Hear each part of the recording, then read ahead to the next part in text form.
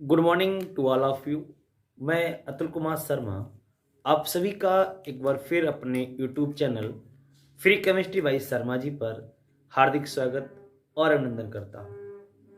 Students, आज हम सभी लोग क्लास 12th की जो यूनिट इस समय चल रही है, यूनिट 9th कोऑर्डिनेशन कंपाउंड, उसका आज सेकेंड लेक्चर है।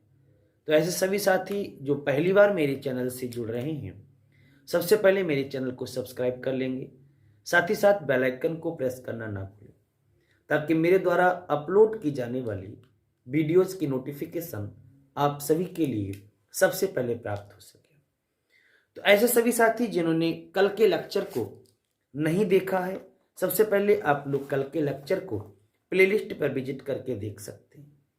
कल हमने अपने इस लेक्चर में कोऑर्डिनेशन कंपाउंड क्या होता है, कोऑर्डिनेशन कंपाउंड, एडिशनल कंपाउंड, आपको ड्विक सॉल्ट जिसको हम लोग डबल सॉल्ट भी कहते हैं, हमने उस पर चर्चा की थी। साथ ही साथ जो डबल सॉल्ट था और कोऑर्डिनेशन कंपाउंड, इन दोनों में डिफरेंस भी मैंने कल आपके सामने रखा था।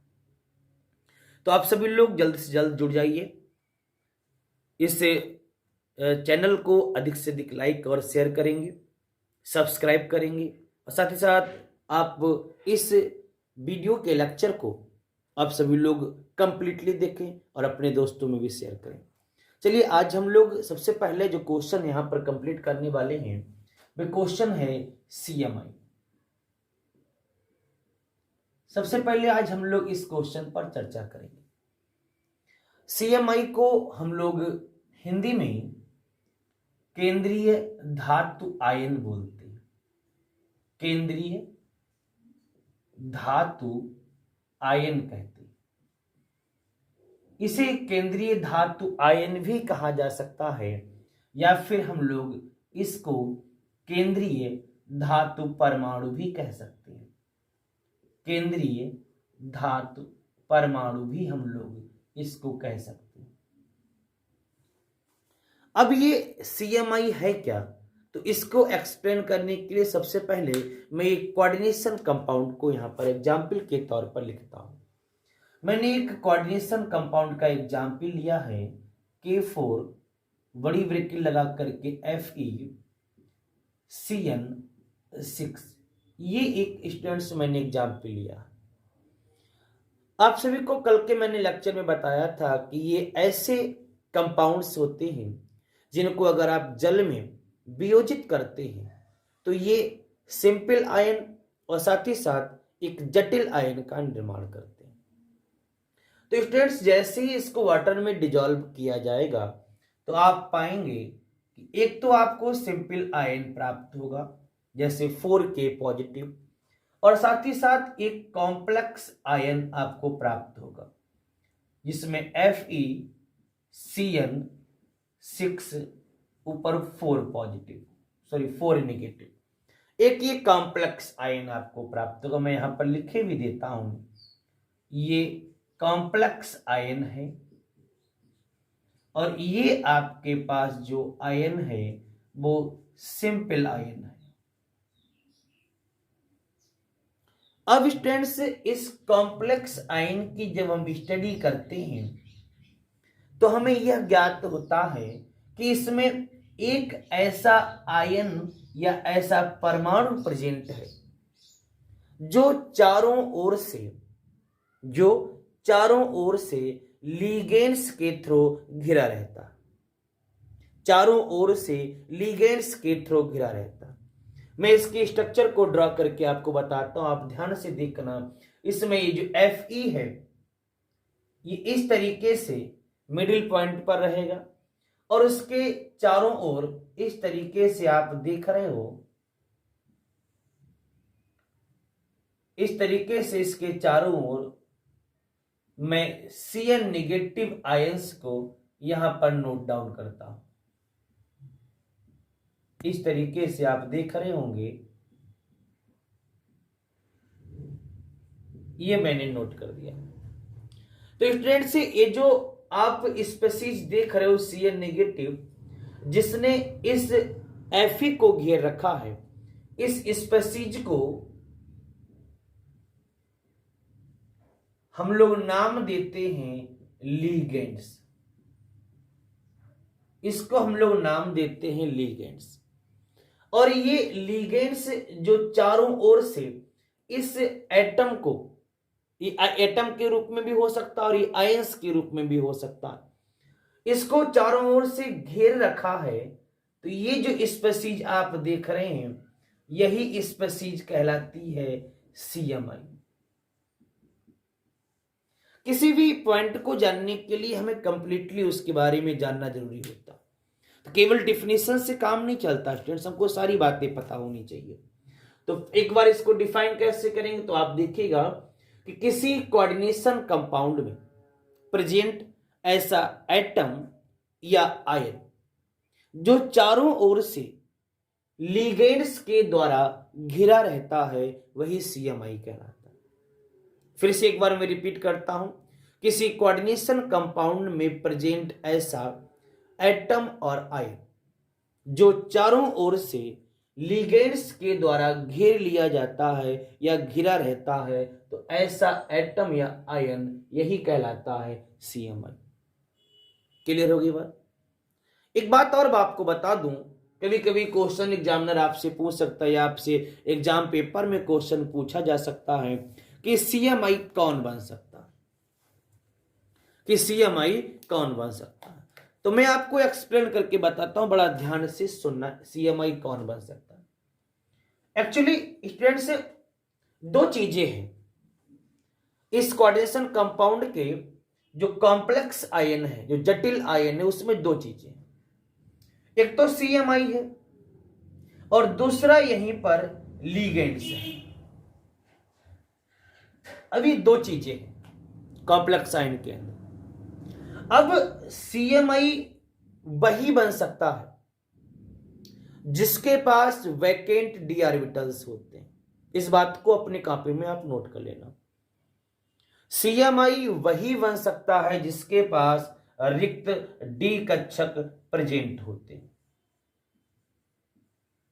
अगर रिक्त d कक्षक प्रेजेंट हैं, वही CMI बनेगा। क्योंकि CMI का जो नेचर है वो इलेक्ट्रॉन एक्सेप्ट करने वाला होता है। ये इलेक्ट्रॉन एक्सेप्ट करने वाला, यानी इलेक्ट्रॉन को ग्रहण करने वाला है। इस बात को आप ध्यान रखें, ये इलेक्ट्रॉन को ग्रहण करने वाला है। और आप ये भी जानते हैं कि जो इलेक्ट्रॉन को ग्रहण करते हैं स्टूडेंट्स, उन्हें हम लोग क्या कहते हैं? जो इलेक्ट्रॉन को ग्रहण करता है उसे लुईस अम्ल कहा जाता है। तो कभी अगर आपसे एग्जाम में पूछा जाए कि CMI का नेचर कैसा होता है, तो CMI का जो नेचर है वो लुईस अम्ल के जैसा होता है। क्लियर हो गई बात? क्यों लुईस के अम्ल के जैसा होता है, भी मैंने आपके सामने बताया कि CMI के रूप में वही हो सकता है जिसके पास रिक्त d कक्षक हो। रिक्त d कक्षक क्यों होने चाहिए? क्योंकि ये क्या करता है, ये इलेक्ट्रॉन को ग्रहण करता है। अगर इलेक्ट्रॉन को आप ग्रहण करते हैं तो आप इलेक्ट्रॉन को रखने के लिए आपके पास जगह होनी चाहिए। जब आपके पास जगह होगी तभी आप इलेक्ट्रॉन्स को रख पाएंगे। तो इसीलिए अगर आप इलेक्ट्रॉन एक्सेप्टर हैं, इलेक्ट्रॉन्स को ग्रहण करते हैं, तो आपको उनको स्थान देना पड़ेगा। इसीलिए CMI का काम वही करेगा जिसके पास रिक्त d कक्षक हो। और इनका नेचर कैसा होता है, तो आपको पता होना चाहिए कि जो इलेक्ट्रॉन को ग्रहण करता है स्टूडेंट्स, उसका जो नेचर है वो लुईस अम्ल के जैसा होता है। आई होप आपको यहां तक सारी चीजें क्लियर हो गई। फिर मैं एक बात बता दूं कि CMI के रूप में बनता कौन है, कौन CMI का वर्क करता है, कौन CMI के रूप में यूज किया जाता है। तो जो ट्रांजिशन एलिमेंट्स होते हैं, जो संक्रमण तत्व होते हैं, वही CMI का कार्य करते हैं। मैं यहां पर इसको भी नोट डाउन करता हूं, आप ध्यान से समझना। जो D ब्लॉक के जो संक्रमण तत्व होते हैं, D ब्लॉक के जो संक्रमण तत्व होते हैं, वही CMI का कार्य करते हैं। क्यों CMI का कार्य करते हैं? क्योंकि आप सब जानते हैं कि संक्रमण तत्व ऐसे D ब्लॉक के तत्व होते हैं जिनका D कक्षक कैसा होता है? वैकेंट होता। रिक्त डी कक्षक इनके पास प्रेजेंट होते हैं, इसीलिए सीएमआई के रूप में संक्रमण तत्व ही वर्क कर सकता है, या सीएमआई के रूप में संक्रमण तत्व ही यूज किए जाते हैं। तो यहां से दो बहुत ही महत्वपूर्ण क्वेश्चन बनने वाले हैं। एक तो सीएमआई का नेचर कैसा होता है, तो लुईस अम्ल के जैसा होता है। क्यों लुईस अम्ल के जैसा होता है? क्योंकि इलेक्ट्रॉन को ग्रहण करते हैं। इलेक्ट्रॉन को ग्रहण करने के लिए कौन बन सकता है सीएमआई? तो संक्रमण तत्व बन सकता है। संक्रमण तत्व क्यों बन सकते हैं? क्योंकि संक्रमण तत्व के पास रिक्त डी कक्षक होते हैं। ऐसे बहुत सारे क्वेश्चंस आपसे एग्जाम में पूछे जा सकते हैं। आई होप इतनी बात क्लियर हो गई होगी। वहीं अब मैं बात करूंगा लीगेंड्स की, कि स्टूडेंट्स लीगेंड्स में कौन सा नेचर आता है। तो अब लीगेंड्स की बात करते हैं। अब लीगेंड्स को ध्यान से समझना स्टूडेंट्स, आप स्क्रीनशॉट भी लेते रहें ताकि आप सभी लोग आसानी से अपने नोट्स को कंप्लीट कर सकें। वहीं अब हमारे पास दूसरी बात आ रही लीगेंड्स की,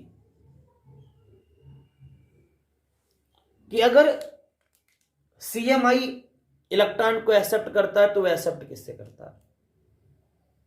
तो स्टूडेंट्स ये जो लीगेंड्स हैं ये इलेक्ट्रॉन डोनर होते हैं। इस बात का ध्यान रखना, ये इलेक्ट्रॉन डोनर हैं, जिसे कहते हैं इलेक्ट्रॉन दाता। और ये इलेक्ट्रॉन डोनर होने के कारण ये लुईस बेस की तरह कार्य करते हैं, अर्थात लुईस क्षार के जैसे ये व्यवहार करते हैं। तो कोई अगर आपसे पूछे, अगर एग्जाम में ऑब्जेक्टिव क्वेश्चन बने कि लीगेंड्स कैसा नेचर शो करता है, तो लीगेंड्स इलेक्ट्रॉन दाता होते हैं, और इलेक्ट्रॉन दाता होने के कारण ही इनका जो बिहेव है वो लुईस क्षार के जैसा होता है। आई होप आपको यहां तक सारी बातें क्लियर हो गई। और ये लीगेंड्स का जो आगमन है वो अक्ष से होता है, ये भी आप ध्यान रखें। किसी भी कोऑर्डिनेशन कंपाउंड में लीगेंड्स हमेशा अक्ष से आता है। और क्या काम करता है? ये सीएमआई को अपने इलेक्ट्रॉन्स डोनेट करता है। इसीलिए सीएमआई इलेक्ट्रॉन को एक्सेप्ट करके लुईस अम्ल के जैसा व्यवहार दिखाता है, और जो लीगेंड्स हैं इलेक्ट्रॉन डोनर का कार्य करते हैं, इसलिए लुईस क्षार हो जाते हैं।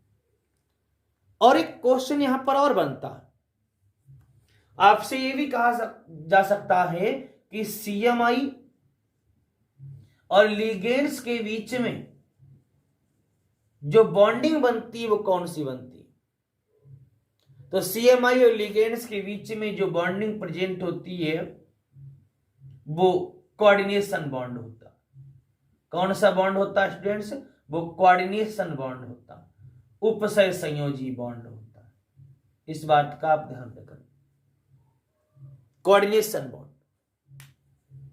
और ये कोऑर्डिनेशन बॉन्ड जो आप देख रहे हो, जितने कोऑर्डिनेशन बॉन्ड बनेंगे वही सीएमआई की कहलाएगी कोऑर्डिनेशन नंबर, कोऑर्डिनेशन नंबर, जिसको कहते हैं समन्वय संख्या। क्या बोलते हैं? इसको बोलते हैं समन्वय संख्या। तो सारे क्वेश्चंस एक दूसरे से जुड़े हुए हैं। लीगेंड्स इलेक्ट्रॉन डोनर है, सीएमआई इलेक्ट्रॉन एक्सेप्टर है।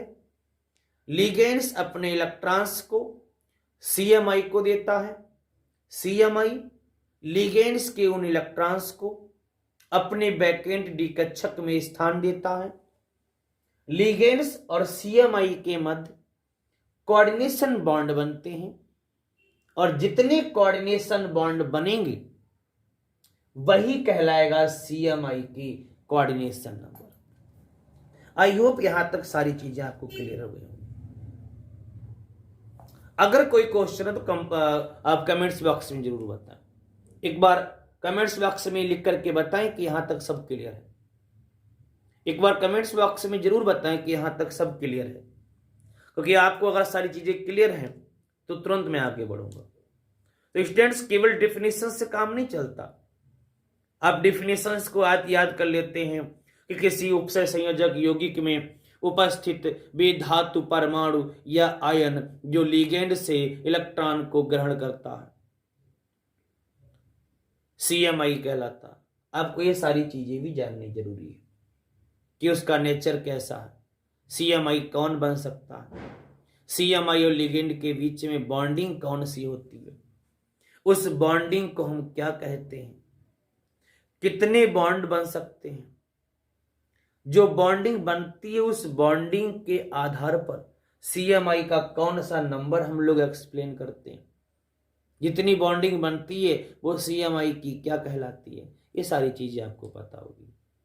और एक बात और बता दें बच्चों, लिगेंड और CMI एक दूसरे को इलेक्ट्रॉन्स का इस तरीके से ट्रांसफर जब करते हैं तभी कॉम्प्लेक्स का फॉर्मेशन होता, यानी जब लिगेंड अपने इलेक्ट्रॉन्स CMI के वैकेंट डी ऑर्बिटल्स में ट्रांसफर करता है तभी कॉम्प्लेक्स का फॉर्मेशन होता, बिना ट्रांसफर किए कॉम्प्लेक्स का फॉर्मेशन नहीं हो सकता।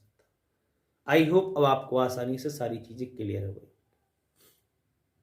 अब स्टूडेंट्स से हम बात करेंगे लिगेंड्स के वर्गीकरण की, कि लिगेंड्स का वर्गीकरण कैसे करते हैं और कितने टाइप्स के होते हैं लिगेंड्स।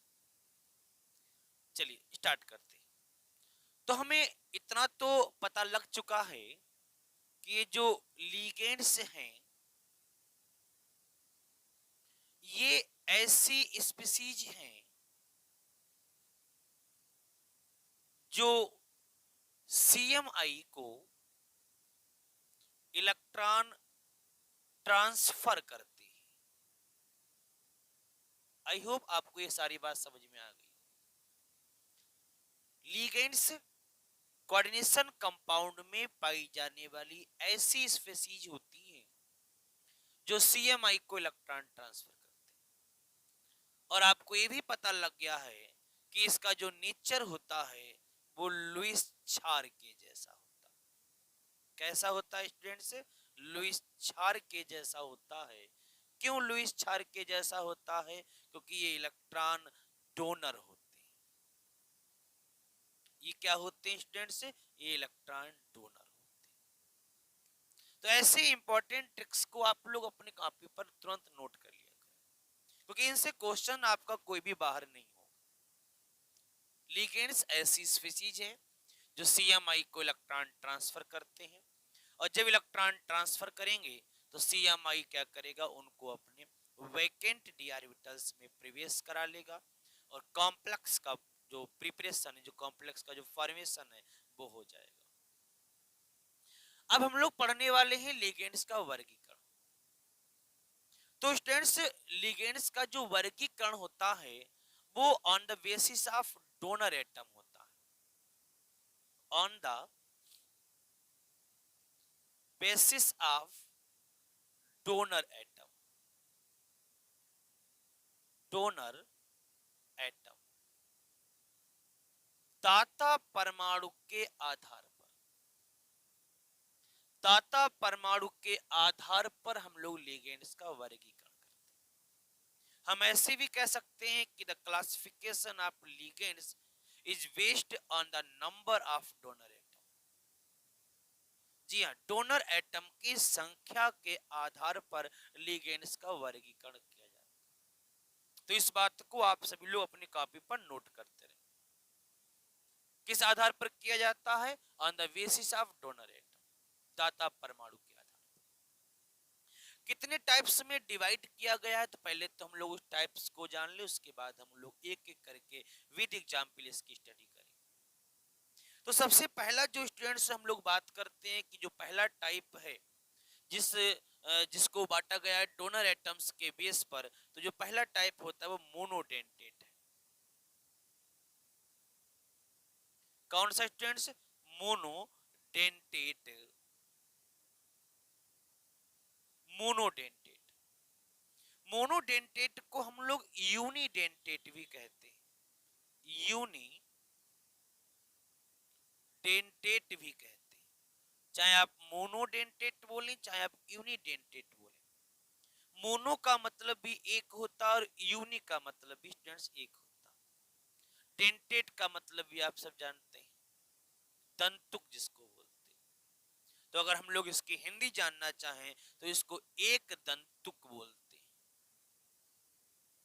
एक दंतुक लिगेंड। क्लियर। दूसरा जो इसका टाइप है स्टूडेंट्स, में दूसरे टाइप की बात करूं, दूसरा टाइप है वी डेंटेट। क्या कहलाता है स्टूडेंट? We dentate. और तीसरा टाइप जो स्टूडेंट से मैं आपको बता दूं, तीसरे टाइप में इसको पॉलीडेंटेट कहते हैं,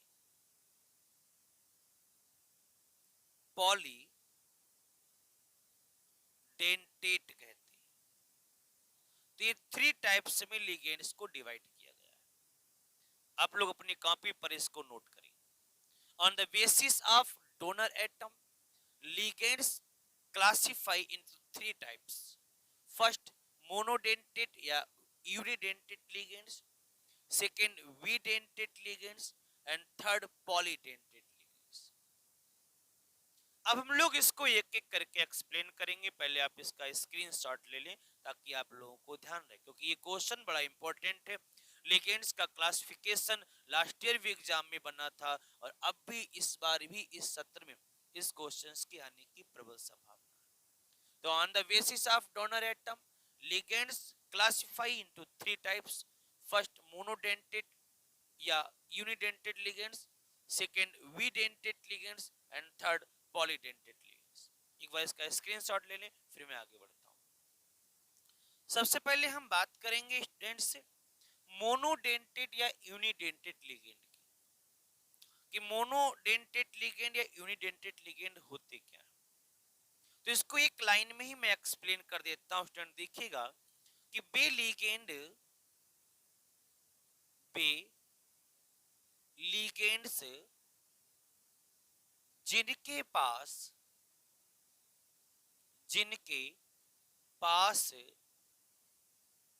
केवल एक डोनर एटम, जिनके पास केवल एक डोनर एटम प्रेजेंट होता है या उपस्थित होता है, जिनके पास केवल एक डोनर एटम उपस्थित होता है, वही कहलाते हैं मोनोडेंटेट या यूनिडेंटेट लिगेंड्स। आई होप आपको यहां तक सारी चीजें क्लियर हो गई होंगी। आप केवल डिफिनेशंस पर ध्यान देंगे, आप आसानी से एग्जाम्पल्स को क्लियर कर लेंगे। तो ऐसे लिगेंड जिनके पास केवल एक डोनर एटम प्रेजेंट होता है, उनको हम लोग मोनोडेंटेट या यूनिडेंटेट लिगेंड्स कहते हैं। अब ये जो आप मोनोडेंटेट या यूनिडेंटेट आप देख रहे हो, ये भी क्लासिफाई किए गए हैं, ये भी क्लासिफाई किए गए हैं और इनको दो पार्ट में डिवाइड किया गया है। ये भी क्लासिफाई किए गए हैं और इनको हम लोग दो पार्ट में क्लासिफाई करते हैं। कौन कौन से हैं? पहला है उदासीन या न्यूट्रल जिसको बोलते हैं, neutral monodentate, neutral monodentate ligands. पहला जो हमारे पास में मोनोडेंटेट लिगेंड्स का जो टाइप है वो न्यूट्रल मोनोडेंटेट लिगेंड, जिसको उदासीन एक दंतुक लिगेंड भी कहते हैं। मैं यहां पर साथ साथ लिखता भी जा रहा हूं, उदासीन एक दंतुक ligand.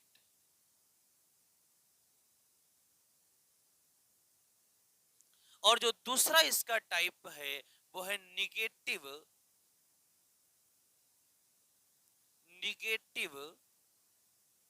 Monodentate ligand, negative monodentate ligands, जिसको स्टूडेंट्स हम लोग ऋणात्मक ऋणात्मक एक दंतुक लिगेंड कहते हैं।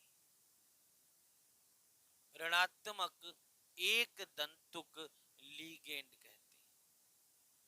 तो ये दो टाइप्स में बांटे गए हैं आपके मोनोडेंटेड या यूनिडेंटेड लिगेंड। न्यूट्रल में बांटा गया और आपका निगेटिव मोनोडेंटेड लिगेंड्स। एग्जाम्पल आपसे पूछा जा सकता है कि न्यूट्रल मोनोडेंटेड लिगेंड्स का एग्जाम्पल बताओ। तो स्टूडेंट्स इसके एग्जाम्पल की अगर मैं बात करूं तो NH3, जिसको हम लोग इस तरीके से भी लिखते हैं, NH3 इस तरीके से भी हम लोग लिखते हैं, और इसके ऊपर जो एकांकी इलेक्ट्रॉन युग्म है उसको हम लोग शो करते हैं। तो ये NH3, ये इसका एग्जाम्पल बन सकता है। और दूसरे एग्जाम्पल में H2O, जिसको इस तरीके से स्टूडेंट शो किया जाता है, जो ऑक्सीजन परमाणु के जो एकांकी इलेक्ट्रॉन युग्म है उनको हमने शो कर दिया। तो ये जो आप देख रहे हो ये उदासीन एक दंतुक लिगेंड्स के एग्जाम्पल है, NH3 और दूसरा H2O। वहीं स्टूडेंट्स में बात करूं ऋणात्मक एक दंतुक लिगेंड की, क्योंकि एग्जाम्पल आपसे पेपर में पूछा जाएगा। तो ऋणात्मक एक दंतुक लिगेंड का जो एग्जाम्पल है स्टूडेंट्स वो F negative, Cl negative, Br negative and CH3 COO negative यानी एसिटेट आयन। तो ये कॉमन एग्जाम्पल है जो आपसे एग्जाम में पूछे जा सकते हैं। तो आई होप आप सभी को यहाँ तक सारी चीजें क्लियर हो गई होंगी कि मोनोडेंटेड या यूनिडेंटेड लिगेंड्स किसे कहते हैं।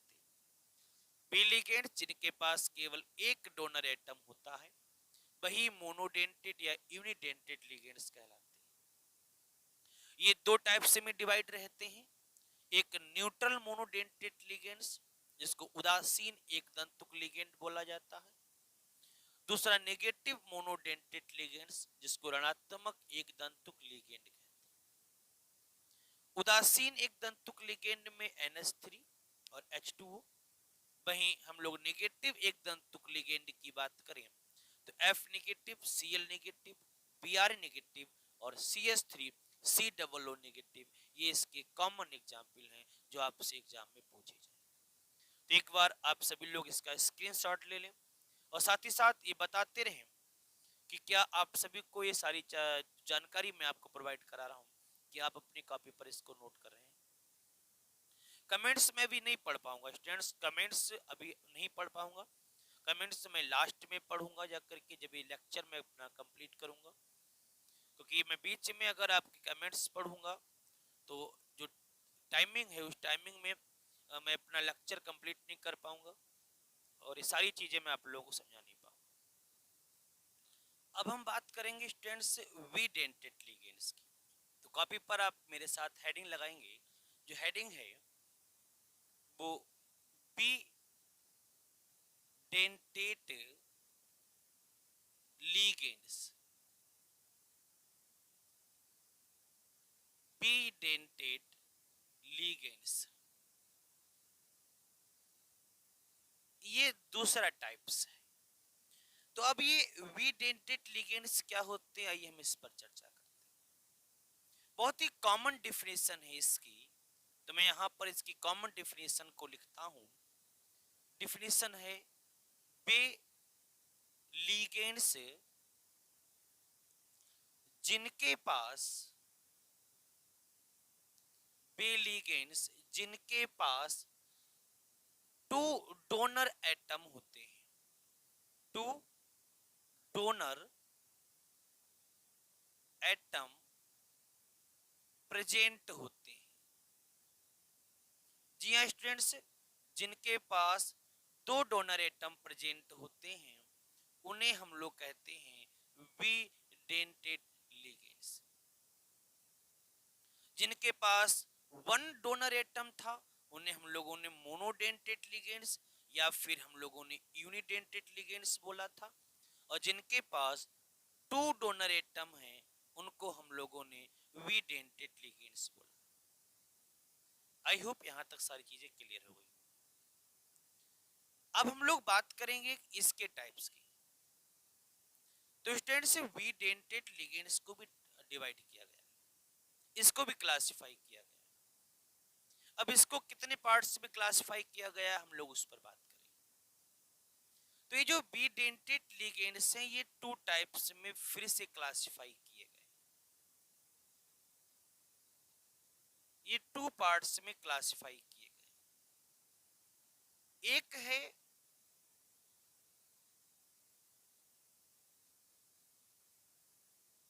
Symmetrical, symmetrical bidentate ligands, symmetrical bidentate ligands. और जो सेकेंड पार्ट जिसमें इसको डिवाइड किया गया है वो है unsymmetrical, unsymmetrical bidentate ligands. तो ये दो टाइप्स हैं जिसमें वी डेंटेड लिगेंड्स को डिवाइड किया गया। एक कहलाता है सिमेट्रिकल वी डेंटेड लिगेंड्स, दूसरा कहलाता है unsymmetrical bidentate ligands. Symmetrical को हम लोग सममित भी कहते हैं, सममित, और अनसिमेट्रिकल को हम लोग कहते हैं असममित लिगेंड्स। इतना आप लोग ध्यान रखें, एक सममित है एक असममित है। आइए अब हम समझते हैं सिमेट्रिकल वी डेंटेड लिगेंड्स होते क्या है। तो स्टूडेंट्स ये ऐसे लिगेंड्स हैं जिनमें प्रेजेंट दोनों डोनर एटम सेम होते, यानी अगर दोनों डोनर एटम सेम है तो ऐसे वी डेंटेड लिगेंड को हम लोग सिमेट्रिकल वी डेंटेड लिगेंड्स कहते हैं। यानी वे वी डेंटेड लिगेंड्स जिसमें प्रेजेंट दोनों डोनर एटम सेम होते तो वो कहलाते हैं सिमेट्रिकल वी डेंटेड लिगेंड्स। और ऐसे लिगेंड्स को हम लोग ए टाइप से शो करते हैं। कैसे शो करते हैं? ए टाइप से हम लोग इसको शो करते हैं। बहुत ही पॉइंट की बात बता रहा हूं, अपनी कॉपी पे बहुत अच्छी तरीके से नोट कर। जिसमें दोनों डोनर एटम सेम होते हैं वो कहलाते हैं सिमेट्रिकल डोनर एटम या सिमेट्रिकल वी डेंटेड लिगेंड्स। वहीं अनसिमेट्रिकल की बात करें तो दोनों डोनर एटम डिफर होते हैं, दोनों डोनर एटम डिफर होते, भिन्न भिन्न होते, दोनों डोनर एटम डिफर होते। तो आई होप आपको यहां तक सारी चीजें समझ में आ गई कि सिमेट्रिकल किसे कहते हैं और अनसिमेट्रिकल किसे कहते हैं। ऐसे वी डेंटेड लिगेंड जिनके दोनों डोनर एटम सेम है वही आपके सिमेट्रिकल वी डेंटेड लिगेंड्स कहलाते हैं और इसको ए से हम लोग शो करते हैं। वहीं अगर दोनों दोनों डोनर एटम डिफर हैं तो अनसिमेट्रिकल वी डेंटेड लिगेंड्स कहलाते हैं। क्लियर? आइए एग्जाम्पल पर हम लोग चर्चा करते हैं, एग्जाम्पल की बात करते हैं। तो इसके पहले एग्जाम्पल को देखते हैं। पहला इसका एग्जाम्पल मैं यहां पर लिखता हूं एथिलीन डाइएमीन, एथिलीन डाइएमीन, ये इसका पहला एग्जाम्पल है जिसको शॉर्ट में EN लिखा जाता है, जिसको शॉर्ट में EN लिखते हैं। एथिलीन डाइएमीन जिसको शॉर्ट में हम लोग EN लिखते हैं। कॉपी पर नोट करते रहना, बहुत इंपॉर्टेंट की बात आपको बता रहा हूं। एथिलीन डाइएमीन शॉर्ट में इसको EN लिखते हैं। अगर हम बात इसके फार्मूले की करें स्टूडेंट्स, इसका जो फार्मूला है वो निम्न है NH2, उसके आगे CH2, उसके आगे CH2, और उसके आगे NH2। और यहां पर नाइट्रोजन का जो एकांकी इलेक्ट्रॉन युग्म है वो मैं दिखा देता हूं। तो ये जो आप फार्मूला देख रहे हो, एथिलीन डाईएमीन, जिसको शॉर्ट में हम लोग ईएन लिखते हैं, इसमें आप एक चीज नोटिस करिए कि दोनों डोनर एटम सेम है, इसीलिए इस सेम डोनर एटम वाले विडेंटेड लिगेंड को सिमेट्रिकल विडेंटेड लिगेंड कहा जाए। क्लियर हो गया? एक और एग्जाम्पल को देख करके मैं इसकी बात करता हूं। अगर मैं दूसरे एग्जाम्पल की बात करूं तो दूसरा एग्जाम्पल स्टूडेंट्स में लेता हूं ऑक्जिलेटो। दूसरा एग्जाम्पल मैंने लिया ऑक्जिलेटो, जिसको OX से स्टूडेंट्स हम लोग शो करते हैं। OX से हम लोग इसको शो करते हैं। ऑक्जिलेटो इसका दूसरा एग्जाम्पल है। और ऑक्जिलेटो का जो फार्मूला होता है वो COO नेगेटिव और उसके नीचे COO नेगेटिव। इसको एक और तरीके से भी लिखा जाता है स्टूडेंट्स, और वो तरीका है C2O4 ऊपर 2 नेगेटिव। इसको ऐसे भी लिखा जाता है C2O4 2 नेगेटिव। तो ये सिमेट्रिकल विडेंटेड लिगेंड्स के एग्जांपल है, जिसमें दोनों डोनर एटम सेम है। AA टाइप में इसको हम लोग लिखते हैं। पहला एग्जांपल एथिलीन डाईएमीन EN, जिसका formula NH2 CH2 CH2 NH2, दोनों डोनर एटम सेम है। और दूसरा एग्जांपल ऑक्जिलेटो OX, जिसका फार्मूला COO नेगेटिव, उसके नीचे COO नेगेटिव, और इसको ऐसे भी लिखा जाता है C2O4 2 नेगेटिव। तो आई होप आपको सिमेट्रिकल विडेंटेड लिगेंड क्लियर हो गया। आप एक बार इसका स्क्रीनशॉट ले लें, फिर मैं आगे बढ़ता हूं। अब दूसरे एग्जाम्पल की तरफ चलते हैं, और दूसरा एग्जाम्पल हम लोग पढ़ने वाले हैं अनसिमेट्रिकल विडेंटेड लिगेंड्स का। यानी ऐसे लिगेंड्स के एग्जाम्पल को हम लोग देखने वाले हैं जिसमें प्रेजेंट दोनों डोनर एटम डिफर होते हैं। तो इसका जो एग्जाम्पल है आप अपनी कॉपी पर नोट डाउन कर लें। इसका एग्जाम्पल ग्लाइसिनेटो। इसका जो एग्जाम्पल है वो ग्लाइसिनेटो है, जिसको शॉर्ट में GL बाई बोलते हैं। क्या बोलते हैं? GL बाई बोलते हैं, ग्लाइसिनेटो। ये अनसिमेट्रिकल विडेंटेड लिगेंड्स का एग्जाम्पल है। ग्लाइसिनेटो के एक बार फार्मूले को हम लोग देख लेते हैं। ग्लाइसिनेटो का जो फार्मूला होता है स्टूडेंट्स वो NH2, उसके बाद CH2 और उसके बाद COO नेगेटिव।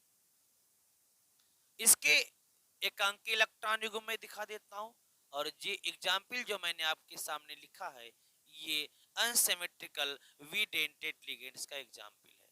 तो आई होप आप सभी लोगों को यूनिडेंटेड दोनों टाइप्स, उसके सिमेट्रिकल का एग्जाम्पल और अनसिमेट्रिकल का एग्जाम्पल दोनों क्लियर हो गए होंगे। सिमेट्रिकल के मैंने दो एग्जाम्पल्स आपके लिए बताए हैं, एथिलीन डाईएमीन, जिसको शॉर्ट में EN बोलते हैं, और दूसरा ऑक्जिलेटो। वही अनसिमेट्रिकल का एग्जाम्पल ग्लाइसिनेटो। एक बार आप लोग इसका स्क्रीनशॉट ले लें, फिर मैं आगे बढ़ता हूं। अब हम लोग तीसरे टाइप्स की बात करेंगे। जो तीसरा टाइप है लिगेंड का, नंबर थर्ड, वो पॉलीडेंटेड लिगेंड्स है। पॉलीडेंटेड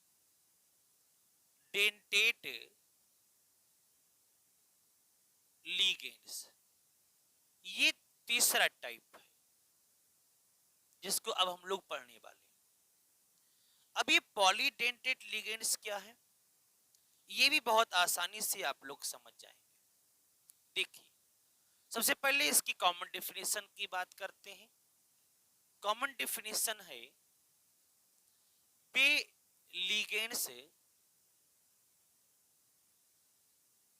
जिनके पास, क्या आप सभी को मेरी आवाज साफ स्पष्ट रूप से सुनाई पड़ रही है? एक बार कमेंट्स बॉक्स में बताएं। आवाज में तो कोई कंफ्यूजन नहीं है, सारी आवाज एकदम क्लियर आ रही है? कमेंट्स बॉक्स में जरूर बताते रहे, जहां पर भी आपको दिक्कत लगे तुरंत आप लोग मुझे बता दें। चलिए, वे लिगेंड्स जिनके पास मोर देन 2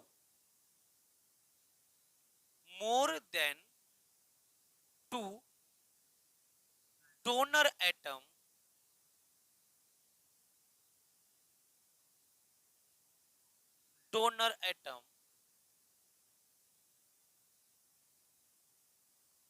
प्रेजेंट होते हैं, more than two donor atom present होते हैं, उन्हें पॉलीडेंटेड लिगेंड्स कहा जाता है।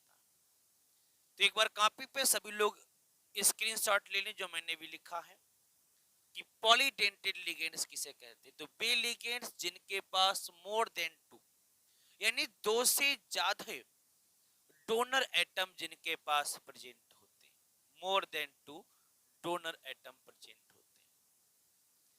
तो जिनके पास एक डोनर एटम था वो मोनोडेंटेड या यूनिडेंटेड कहलाए, जिनके पास दो थे वो बीडेंटेड कहलाए, और जिनके पास दो से ज्यादा हैं वो पॉलीडेंटेड लिगेंड्स कहलाते हैं।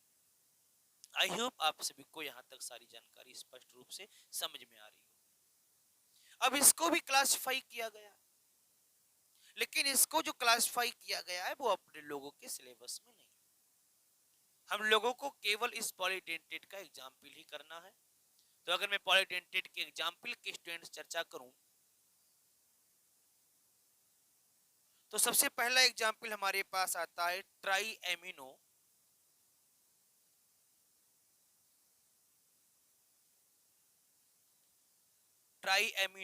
प्रोपेन। सबसे पहला हमारे पास जो एग्जाम्पल है वो ट्राई एमिनो प्रोपेन का है। ट्राई एमिनो प्रोपेन अगर मैं पूछूं कि ये किस में आता है तो ये ट्राइडेंटेड लिगेंड में आता है, ये ट्राइडेंटेड लिगेंड्स में आता है। आप सभी लोग जानते भी होंगे ये ट्राइडेंटेड लिगेंड्स में आता है, और दो से ज्यादा है, चाहे ट्राई हो चाहे टेट्रा हो, वो सारे के सारे पॉलीडेंटेड में ही आते हैं। तो ट्राइडेंटेड लिगेंड्स में ये ट्राई एमिनो प्रोपेन आता है। अगर इसके हम लोग फार्मूले की बात करें तो स्टूडेंट्स का जो फार्मूला बनता है एक बार आप देखेंगे, इसके फार्मूले को किस प्रकार से हम लोग डिफाइन करते हैं एक बार देखिएगा। ये इस तरीके से इसके फार्मूले को स्टूडेंट्स नोट किया जाता है।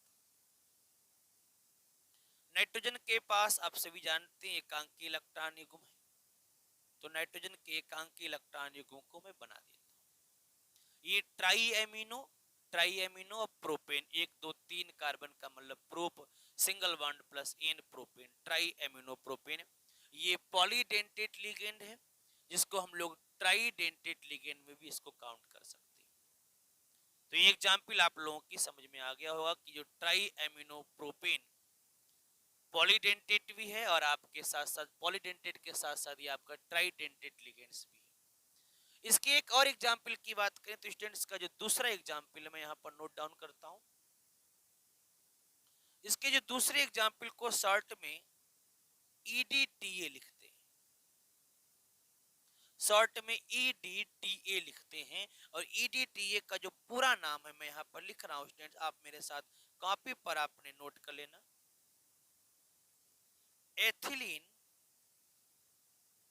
डाइएमीन, एथिलीन डाइएमीन टेट्रा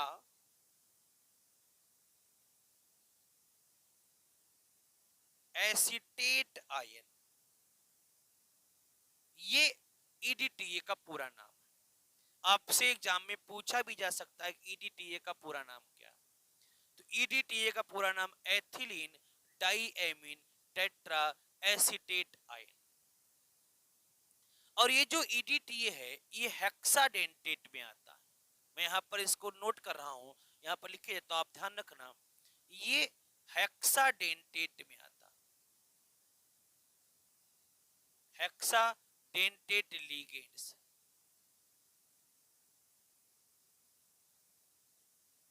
ये हेक्साडेंटेट लिगेंड्स में आता है। और इस ईडीटीए के अगर मैं फार्मूले को बनाने की कोशिश करूं तो इसका जो फार्मूला बनता है एक बार देखिएगा मेरे साथ, मैं नोट डाउन करता हूं इसका फार्मूला कैसे बनता, ध्यान से देखेंगे ताकि आप लोगों को इसके स्ट्रक्चर को बनाने में कोई दिक्कत ना हो। इसका जो फार्मूला बनने वाला आप सब लोग देखते रहिए मेरे साथ साथ। CH3 CH2 COO नेगेटिव ऊपर लगाना है, CH2 सॉरी यहाँ पर CH3 ये इस तरीके से इधर लगाना है, और सेम वैसे ही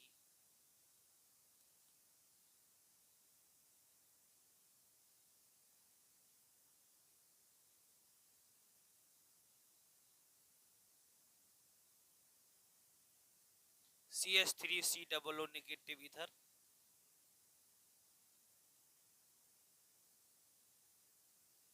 फिर एक बार ध्यान से देख रहा, थोड़ा सा मैं इसको रफ कर रहा हूं। CH3 COO नेगेटिव इधर और CH3 COO नेगेटिव इधर। तो इस तरीके से जो फार्मूला आप देख रहे हो, ये फार्मूला हमारे सामने है EDTA का।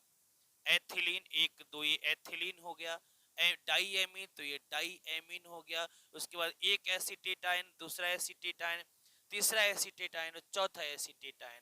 तो ये 4 एसीटेट आयन बने हैं और ये डाई एथिलीन है और डाई एमीन है। तो ई से क्या हुआ, एथिलीन। उसके बाद आप देख रहे हो टी से क्या होगा, डाई एमीन, तो ये डाई एमीन हो गया। फिर टी से क्या हुआ, 1 2 3 4 टेट्रा, और ए से क्या हुआ, एसीटेटाइन, तो ये एसीटेटाइन बना। तो एक बार EDTA का फार्मूला आप देख लीजिएगा, दो CH2 दोनों तरफ N लगा है, N के जो एकांकी इलेक्ट्रॉन युग्म है उनको दिखाया गया है, और इधर ये जो आपके सामने CH3 COO नेगेटिव है ये एसीटेटाइन, ऊपर भी और नीचे भी इसको थोड़ा सा उल्टा कर दिया गया है। यानी ये जो यहाँ पर CH3 COO नेगेटिव था उसको यहाँ पर उल्टा करके लिखा गया है CH3 COO negative CH3 COO negative. I hope आप सभी को ये जो मैंने क्लासिफिकेशन कराया है वो आपको समझ में आ गया होगा। अगर किसी को किसी प्रकार की कोई भी दिक्कत है तो आप कमेंट्स बॉक्स में जरूर बताएं, ताकि मैं आप सभी के लिए जो भी आप कमेंट्स बॉक्स में क्वेश्चन देंगे उस क्वेश्चन के आंसर को मैं आप तक प्रोवाइड करा सकूं।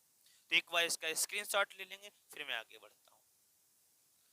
लिगेंड्स के वर्गीकरण के बाद अब हम लोग जिस क्वेश्चंस को पढ़ने वाले हैं वह क्वेश्चन है उप सह संयोजक परिसर।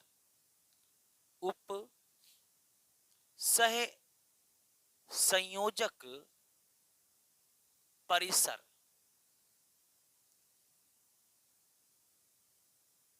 जिसको इंग्लिश में हम लोग कोऑर्डिनेशन स्फीयर भी कहते हैं, कोऑर्डिनेशन स्फीयर भी हम लोग कहते हैं। तो ये उपसय संयोजक परिसर है क्या, जिसको इंग्लिश में कोऑर्डिनेशन स्फीयर कहते हैं, और एक और नाम से इसको जाना जाता है, वह नाम है समन्वय सत्ता। इसको समन्वय सत्ता भी कहते हैं और इंग्लिश में कोऑर्डिनेशन एंटिटी इसको बोलते हैं, कोऑर्डिनेशन एंटिटी। तो एक छोटा सा ये क्वेश्चन है जो आप लोगों के लिए इंपॉर्टेंट हो सकता है कि उपसय संयोजक परिसर क्या है या समन्वय सत्ता क्या है। तो स्टूडेंट्स आप सभी लोग जानते हैं कि उपसय संयोजक यौगिक में एक ऐसा भी भाग होता है जिसको हम लोग बड़े कोष्ठक के अंदर लिखते हैं। एक ऐसा भाग होता है जिसको हम लोग बड़े कोष्ठक के अंदर लिखते हैं, और इस बड़े कोष्ठक के अंदर दो चीजें होती हैं, जिनमें एक कहलाता है लिगेंड और एक कहलाता है CMI। तो उसी बड़े कोष्ठक के अंदर जो CMI और लिगेंड होता है, तो उसको मिला करके जो पॉइंट क्लियर बनता है, जो एक टर्मिनोलॉजी उसके लिए शो करते हैं, वही उपसय संयोजक परिसर है। इसको कैसे डिफाइन करेंगे मैं आपके सामने लिखता हूं, देखिएगा कि उप सह संयोजक, उप सह संयोजक यौगिक का वह भाग जिसको जिसको बड़े कोष्ठक में जिसको बड़े कोष्ठक में लिखा जाता है तथा जिसके अंदर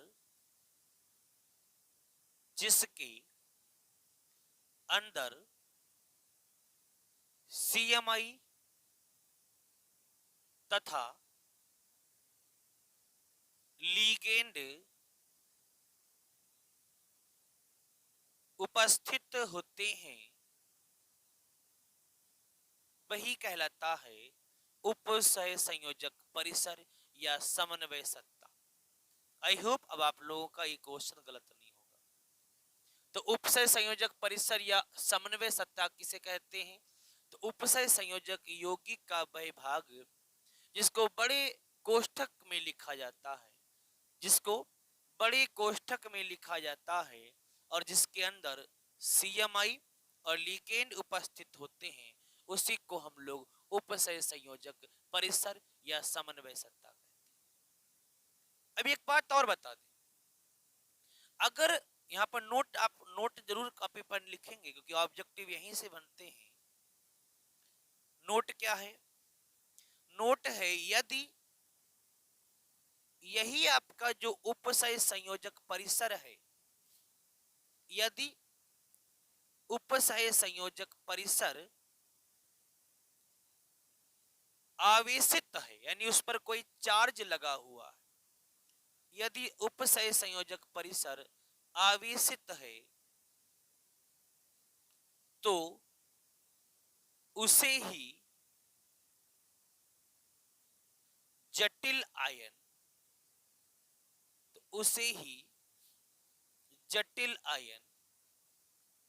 या संकर आयन कहते हैं। ये बात भी आप ध्यान रखना। अगर उपसय संयोजक परिसर जिसको हम लोग कोऑर्डिनेशन स्फीयर कहते हैं, अगर वो आवेशित है, उस पर कोई चार्ज है, तो वही तुम्हारा कहलाता है जटिल आयन या संकर आयन। इसको एक एग्जाम्पल के रूप में मैं यहाँ पर दिखा दूं। जैसे अगर मैं एग्जाम्पल को लेकर के बात करूं तो एग्जाम्पल ले रहा हूं K4 फिर Fe उसके बाद CN6।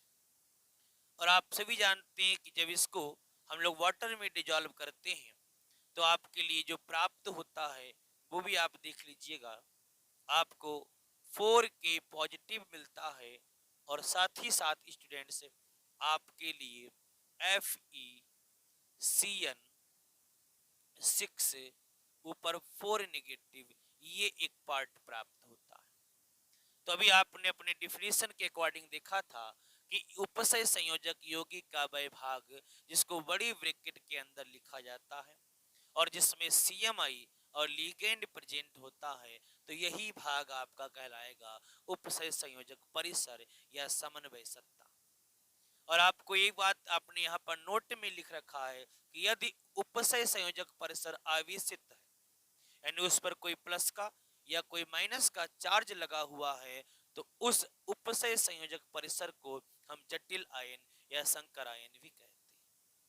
तो आई होप अब आपके लिए ये जो क्वेश्चन है बहुत आसान बन गया होगा। अब यहां से अगर कोई क्वेश्चन बनता है एग्जाम में तो वो आपका गलत नहीं होगा।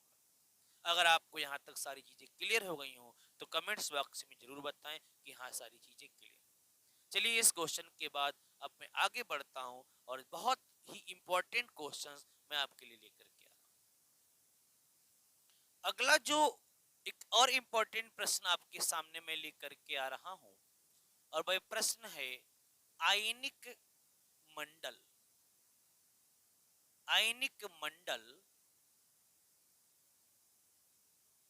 जिसको हम लोग आयनिक परिसर भी कह सकते हैं,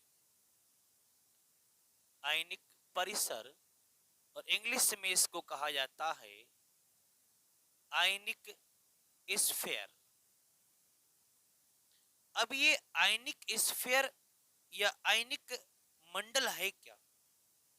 तो इसकी भी डिफिनीशन मैं देखता हूं, बहुत ही कॉमन तरीके से मैं इसकी डिफिनीशन को आपके सामने लिखता हूं, देखिएगा। उप सह संयोजक यौगिक में, डिफिनीशन आप देखिएगा, किसी उपसय संयोजक यौगिक में उपस्थित वह भाग जो बड़े कोष्ठक के बाहर, जो बड़े कोष्ठक के बाहर उपस्थित होता है, उपस्थित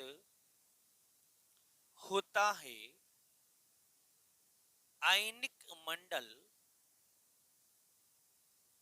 आयनिक मंडल अथवा आयनिक परिसर कहलाता है। ये आयनिक मंडल या आयनिक स्फीयर की परिभाषा है। किसी उपसय संयोजी यौगिक में उपस्थित वह भाग जो बड़े कोष्ठक के बाहर उपस्थित होता है, उसी को हम लोग आयनिक मंडल भी कहते हैं या हम लोग आयनिक परिसर भी कहते हैं। अगर हम बच्चों इसके एग्जाम्पल की बात करें,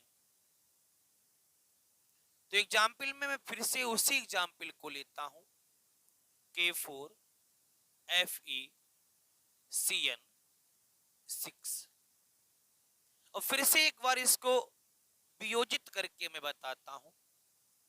तो ये 4K पॉजिटिव अलग, उसके बाद FeCN6 ऊपर 4 नेगेटिव।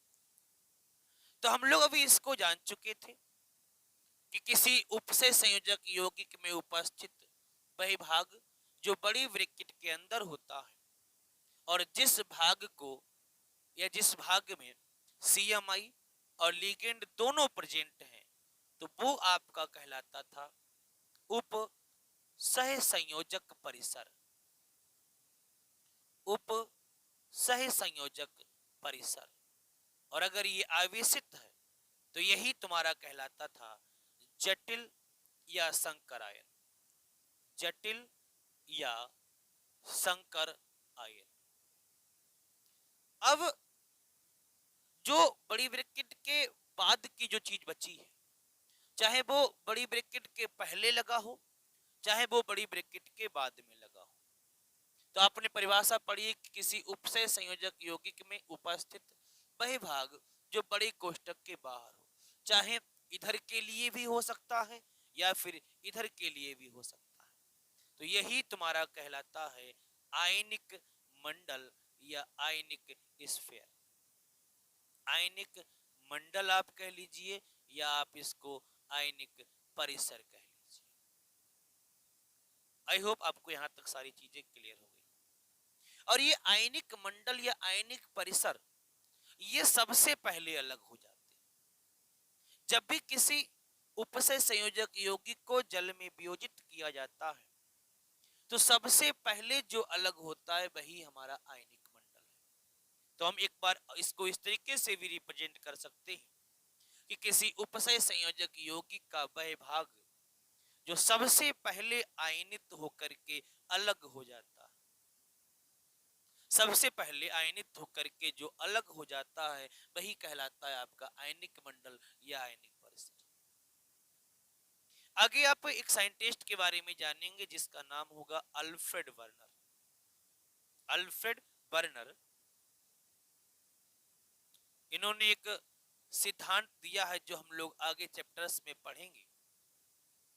अल्फ्रेड वर्नर, जिन्होंने अपनी एक थ्योरी दी थी जिसको वर्नर थ्योरी भी कहते हैं।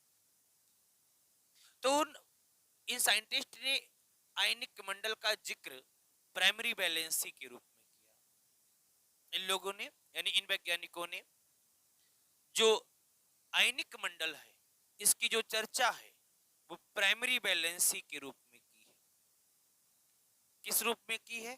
प्राइमरी वैलेंसी के रूप में की है।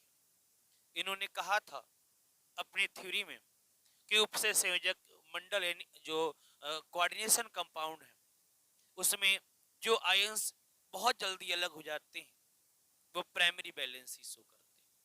और अल्फ्रेड वर्नर को फादर ऑफ कोऑर्डिनेशन कंपाउंड भी कहते हैं।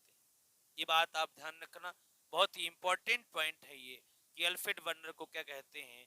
तो इन अल्फ्रेड वर्नर साइंटिस्ट को father of coordination chemistry, father of coordination chemistry इनको कहा जाता है, फादर ऑफ कोऑर्डिनेशन केमिस्ट्री। तो ये बहुत बड़ा नाम है अल्फ्रेड वर्नर।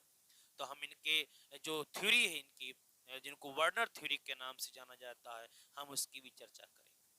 तो आई होप आप सभी को मेरे इस लेक्चर में बहुत सारी चीजें मैंने जो एक्सप्लेन करी हैं वो बहुत आसानी से आपकी समझ में आई हो। आज के लेक्चर में इतना ही। मैं अपने नेक्स्ट लेक्चर में इसके आगे के पार्ट को कंटिन्यू करूंगा। तो ऐसे सभी साथी जो मेरी वीडियो को देख रहे हैं और जिन्होंने अभी तक मेरे चैनल को सब्सक्राइब नहीं किया है तो सबसे पहले मेरे चैनल को सब्सक्राइब कर लें, ताकि मेरे द्वारा जैसे ही कोई वीडियो अपलोड की जाए उसकी नोटिफिकेशन सबसे पहले आप तक पहुंचती रहे। आप एक एक बात को बार बार बैक करके आप देखा करें, ताकि एक अच्छे नोट्स आप तैयार कर सकें और एग्जाम में आपका कोई भी क्वेश्चन गलत ना हो। अधिक से अधिक लाइक करें और अपने दोस्तों में भी शेयर करें, क्योंकि ऐसे सभी बच्चे जो आर्थिक रूप से कमजोर हैं, जो कोचिंग्स का सहारा नहीं ले सकते, तो उनके लिए एक बहुत बड़ा प्लेटफॉर्म मैं लेकर के आया हूँ, जहाँ पर आपको आपके एग्जाम तक आपको एक एक क्लास की वीडियोस प्रोवाइड कराई जाएगी और एक तय समय में आपके कोर्स को कंप्लीट करके आपका एक बहुत अच्छा रिवीजन कराया जाएगा। Thanks for watching this video. Good bye.